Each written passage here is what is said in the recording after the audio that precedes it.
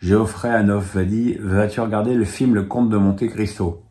Alors je te promets pas d'aller voir au cinéma parce que ça fait des années que j'ai plus été au ciné, mais il est évident que dès qu'il sera à la demande, je l'achèterai, oui. Geoffrey Hanoff toujours, vas-tu acheter un jeu de foot à la rentrée, qu'il soit récent ou ancien d'ailleurs, merci.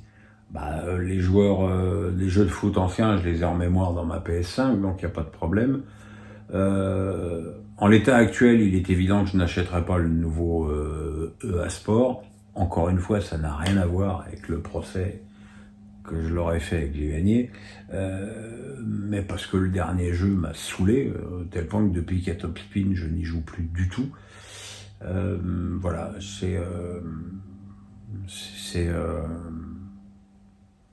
faut voir ce que le nouveau jeu estampillé FIFA va pouvoir proposer, mais pour l'instant, non, il n'y a pas d'achat forcément prévu. Éric Gauthier me dit, le Qatar via BeIN ne devrait-il pas sortir du bois pour les droits TV, pour premièrement donner des adversaires compétitifs pour préparer l'Europe, mais aussi pouvoir attirer des top joueurs dans un championnat qui risque de s'appauvrir. Enfin, déjà, je pense que la vocation du Qatar, c'était d'investir dans le PSG, pas d'investir dans le foot français. Je pense pas que le Qatar pouvait imaginer que Marseille et Lyon, voire Monaco, même s'ils sont de retour cette saison, allaient faillir à ce point, non pas forcément dans la lutte pour le titre, mais pour pérenniser de façon régulière leur place en compétition européenne. Voilà, je pense que ce qui a aussi appauvri le football français, c'est que les clubs supposés être des concurrents ou en tout cas des suiveurs de près du PSG n'ont pas répondu aux attentes.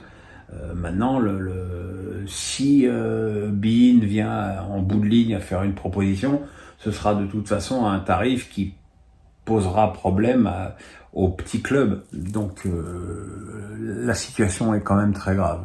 Éric Gauthier me dit, question perso, quand projettes-tu de t'installer dans ta nouvelle maison? On a perdu 5 mois avec les Bâtiments de France qui nous ont kikiné pour des détails, c'est-à-dire une porte-fenêtre avec 2 ou 3 vantaux. Nous on voulait 2 vantaux, ils en ont voulu 3. Donc il a fallu changer, donc redéposer un permis de construire, donc reperte de temps. Donc les travaux vont commencer un petit peu là et puis surtout en septembre. Donc là, septembre, faut compter 8 mois. Donc là, la maison où je suis là, je l'ai vendue fin octobre.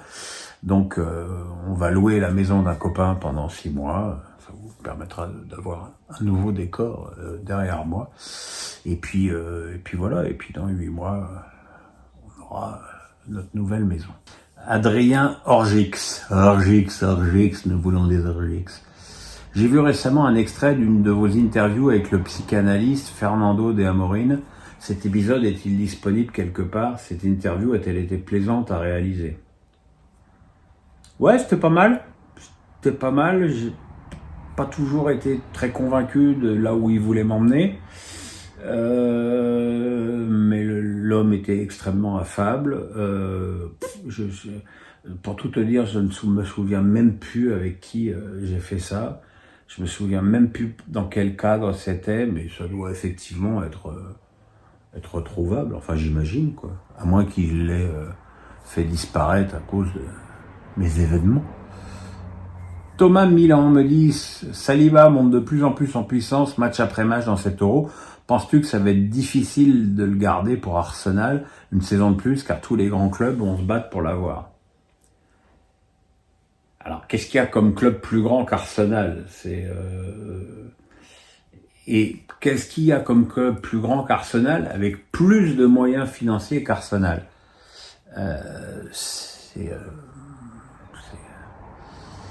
Je pense pas qu'il y ait beaucoup de clubs qui soient capables de proposer un meilleur salaire à Saliba que les Gunners, à moins que le Manchester City ne se positionne sur lui, ou le Real. Je vois pas beaucoup de clubs susceptibles de pouvoir s'aligner financièrement sur Arsenal, et puis c'est très bien Arsenal, et puis avec un Saliba, avec cette réputation, ça va encore donner un peu plus de poids à l'équipe londonienne.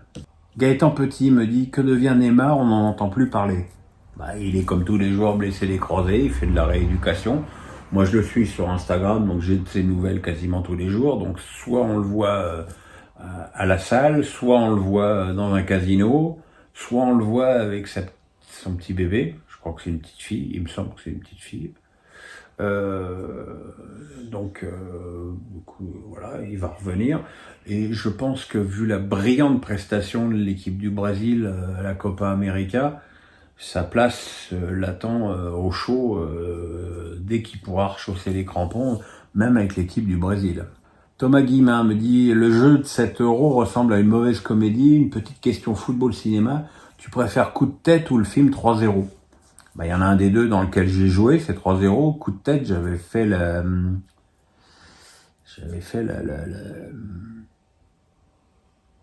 comment dirais-je, j'avais participé à la construction du DVD. Coup de tête, c'est pas vraiment un film de foot, hein, c'est une satire sociale avec un tout petit peu de foot, avec Patrick Devers qui était probablement ce qui se fait de plus nul avec un ballon sur terre. Il était doublé par Lucien Denis, que j'avais d'ailleurs interviewé pour ce DVD, qui est arrivé avec les cheveux tout courts, qui venait de couper alors qu'il avait les cheveux jusque-là comme Patrick Devers. Quant au film 3-0, c'est un film qui est en avance sur son temps. Il a gentiment marché quand il est sorti, c'est devenu un film culte plus tard au fil des diffusions télé. Il est encore tout à fait d'actualité. Là, Otoniente a fait 4-0. Je suis pas certain que ce soit l'idée du siècle de faire une suite à ça, mais ça, on verra. Jean-David Bedel me dit, selon toi, l'équipe de France peut-elle entrer dans l'histoire si elle remporte l'Euro avec 3 buts marqués et un but encaissé? Ça veut dire qu'elle se qualifierait au tir au but contre l'Espagne en faisant 0-0 et qu'elle gagnerait au tir au but la finale en faisant 0-0. C'est possible, hein, tout est possible. Elle rentrerait effectivement dans l'histoire, pas forcément par la plus jolie des portes, mais effectivement, ça pourrait être quelque chose d'intéressant. Nicolas Gouget me dit, Carvaral pointe un calendrier surchargé avec un Euro en fin de saison pour expliquer les performances physiques très moyennes dans l'ensemble. Qu'en penses-tu, Pierrot? C'est la fin du calendrier, au préparateur physique ou les deux, mon général? Je le dis, hein. Alors on me dit, ouais, mais il y a 10-15 ans, les joueurs jouaient autant. Oui, mais il y a 10-15 ans, on disait déjà qu'il y avait trop de matchs. Et le problème, c'est qu'on en rajoute des matchs. On en rajoute toujours. Là, la Coupe du Monde des clubs va être une compétition qui va durer un mois. La Ligue des Champions est rallongée. Voilà, on demande toujours plus aux joueurs, on leur demande toujours plus de spectacles. On ne permet pas qu'ils aient des coups de moins bien physiques. La preuve avec Mbappé. D'ailleurs, au passage, petite remarque, tous les supporters du PSG qui lui ont vomi dessus après ses prestations contre Dortmund, on voit bien avec l'équipe de France que c'était pas dirigé contre le PSG, c'est juste qu'il ne peut plus. Il ne peut plus. Il n'a plus. Alors, pour des raisons diverses et variées, qui ne sont pas toutes physiques, il y a une partie d'usure mentale aussi très forte chez Mbappé, mais l'usure physique, elle joue aussi énormément. Et elle joue pour Harry Kane, pour Bellingham, pour Foden, pour Ronaldo, pour Leao, pour Depay, pour Simons, pour beaucoup de joueurs. Beaucoup de joueurs. Et les joueurs qui brillent dans ce Euro, type Gakpo, Gakpo, il a pas joué tous les matchs avec Liverpool. Donc oui, effectivement, il y a trop de matchs. Mais malheureusement, on prend pas la direction parce que évidemment, plus de matchs, ça fait plus de droits télé, plus de fric, et il y a que ça qui intéresse les instances, malheureusement. Jean-Pierre Lavigne me dit 10 essais pour l'instant, 7 €, il y en avait déjà eu 7 au précédent. Y vois-tu une explication liée aux tactiques de jeu actuelles ou est-ce conjoncturel? Ce qui est un peu mathématique, c'est que plus tu défends, plus tu mets 2 joueurs devant ton but, plus tu t'exposes à ce qui est des contres. Je vois pas d'autre explication plus logique à ce phénomène à ce phénomène, quoi. C'est qu'il est évident que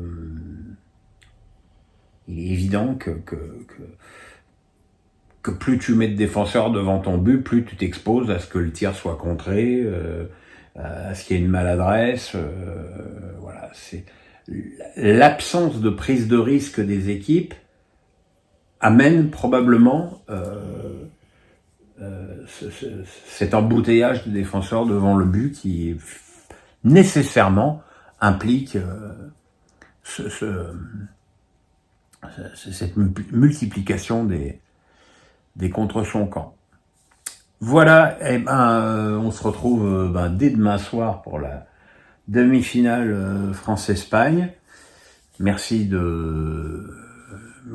audiences, encore une fois, le pouce. On s'abonne, à bientôt.